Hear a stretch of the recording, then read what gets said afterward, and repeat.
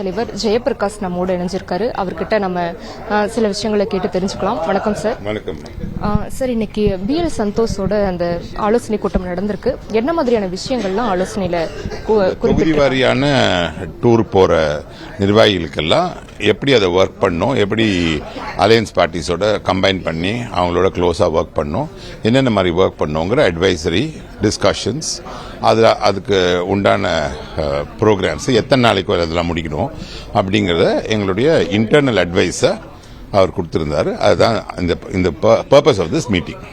Sir, இப்போ கூட்டணியை ஒருங்கிணைச்சு என்ன மாதிரியான பணிகள் எல்லாம் நம்ம மேற்கொள்ள இருக்கோம்?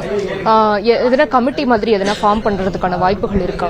முதல் நாள் எல்லா இடத்துலயும் போய் எங்க கட்சிக்காரங்க எல்லாரையும் பார்த்து ஒருங்கிணைச்சு ஒரு தொகுதி வாரியா எப்படி ஒர்க் பண்ணோங்கிறதையும், செகண்ட் வந்து அதை எப்படி மற்ற கூட்டணி கட்சிகளோட அவங்களோடையும் சேர்ந்து எப்படி ஒர்க் பண்ணோங்கிறத ஒருத்தர் அண்டர்ஸ்டாண்ட் பண்ணி ஒர்க் பண்ணோங்கிறது. எங்க அலையன்ஸ் கம்ப்ளீட்டா ஃபார்ம் ஆயிடுச்சு. அதனால நாங்க லாஸ்ட் இயர் ஏப்ரல்லயே ஃபார்ம் ஆன ஒரு விஷயத்தை இப்ப நாங்க ஆல்மோஸ்ட் ஃபுல் ஃப்ளோ எலெக்ஷன் ஒர்க்ல ஃபுல் ஃப்ளோல இருக்கோம். இதே காங்கிரஸ் அண்ட் DMK அலையன்ஸ் கண்டிப்பா ஒரு உடைஞ்ச முட்டை மாதிரி விரிசல் விட்டாச்சு அதுல. ஸோ இப்போ நீங்கள் பார்த்தீங்கன்னா கார்த்தி சிதம்பரம் என்ன சொல்றாருன்னா, இது ஒரு மதசார்பற்ற கூட்டணியா இருக்கணும்னா காங்கிரஸ் இருக்கணுங்கிறாரு. அதான் நான் எப்பயுமே சொல்ற மாதிரி திமுகங்கிறது அலையன்ஸை ஓட்டு பர்சன்டேஜ் ரீதியா பார்க்காம மத ரீதியா பார்த்து கிறிஸ்டியனும் முஸ்லீம் ஓட்டும் அவங்க கூட இருக்கணுங்கிறதுக்காக காங்கிரஸை கூட வச்சுக்கிறோம்னு நினைக்கிறாங்க. காங்கிரஸ் இன்னைக்கு ஆட்சியில பங்கு வேணுங்கிறது ரொம்ப தெளிவா இருக்காங்க. அதனால அந்த கூட்டணியில நிறைய விரிசல் இருக்கு.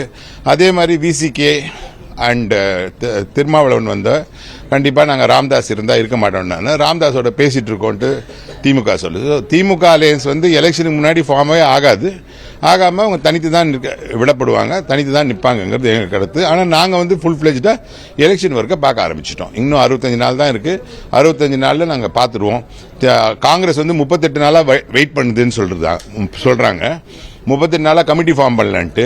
திமுக என்ன ஃபீல் பண்ணுதுன்னா, நான் சொல்லல, இது அவங்களுடைய MLA தளபதி என்ன சொல்றாருன்னா, ஒரு தொகுதியில 2000 ஓட்டு தான் இருக்கு காங்கிரஸுக்கு, உங்களை வேற கமிட்டி வேற வச்சு கூப்பிடுறாங்களா, சேருங்கிற மாதிரி தான் அவங்களுடைய ஆட்டிடியூட் இருக்கு.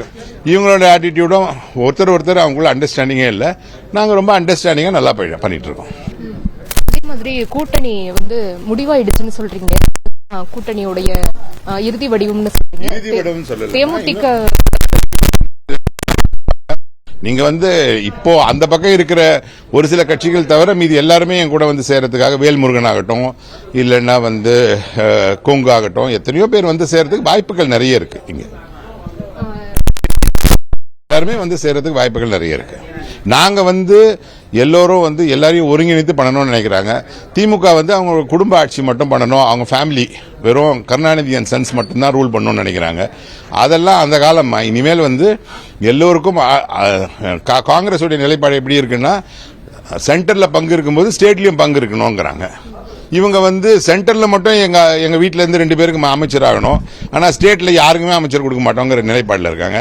அதெல்லாம் கருணாநிதி அவர்கள் காலத்தோட முடிஞ்சு போச்சு.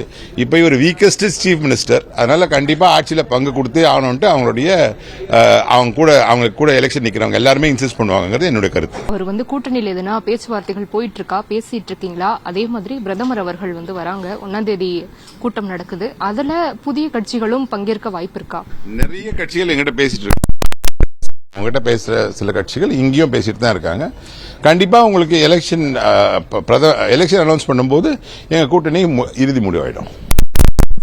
மாதிரி சசிகலா புதுசா கட்சி தொடங்க போறதா தகவல்கள் வருது. அப்படி அவங்க கட்சி தொடங்கினா நம்ம NDA கூட்டணிக்கு வரதுக்கான வாய்ப்பு இருக்கா? அப்படி இல்லைன்னா தனியா நிக்கிறாங்க அப்படின்னா அது நமக்கு என்ன மாதிரியான பின்னடைவுகள் இருக்கும்? எங்களுக்கு எந்த விதமான பின்னடைவும் வராதுமா. அதுல நோ கமெண்ட்ஸ் எனக்கு.